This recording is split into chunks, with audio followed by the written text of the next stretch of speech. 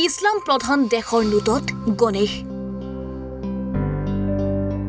হিন্দুৰ দেৱতা গণেশৰ ছবি 20,000 টকীয়া নোটত কিন্তু কিয় দেশখনৰ নাম ইণ্ডোনেছিয়া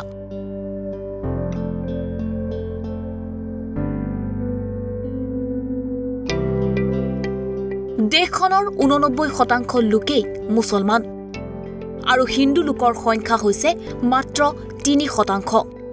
এই দেশখন মুছলমান প্ৰধান হোৱাৰ পূৰ্বে হিন্দুসকলৰ আধিপত্য থকা বুলি জনা যায়। ইণ্ডোনেছিয়াত আছে বহু মন্দিৰ। 1997 চনতে কেইবাখনো দেশত হৈছিল মুদ্ৰাস্ফীতি। তেতিয়াই কোনোৱে পৰামৰ্শ দিছিল যে মুদ্ৰাত গণেশৰ ছবি থাকিলে সৌভাগ্য আহিব। তেতিয়াৰ পৰাই নোটত গণেশৰ ছবিয়ে স্থান পায়। শাস্ত্ৰ অনুসৰি গণেশ হ'ল সমৃদ্ধি শ্ৰীবৃদ্ধিৰ দেৱতা। গণেশ থাকিলে সংসাৰত বুদ্ধি সন্মান প্ৰতিপত্তি আহিবই।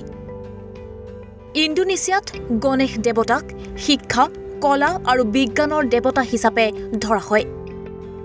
দেশখনৰ স্থানীয় লোকৰ ধাৰণা যে গণেশ দেৱতাৰ ছবি থকাৰ বাবে ইণ্ডোনেছিয়াৰ অৰ্থনীতি এতিয়া পৰ্যন্ত ভালে আছে। আনহাতে গণেশ দেৱতাৰ ছবিয়েই শেষ নহয়। ইণ্ডোনেছিয়াৰ এটা পৰ্যটন ক্ষেত্ৰত অৰ্জুন আৰু শ্ৰীকৃষ্ণৰ মূৰ্তিও আছে। তদুপৰি ইণ্ডোনেছিয়াৰ সেনাৰ মেস্কট হৈছে হনুমান। ইণ্টাৰনেশ্যনেল ডেস্ক, ইছান নিউজ।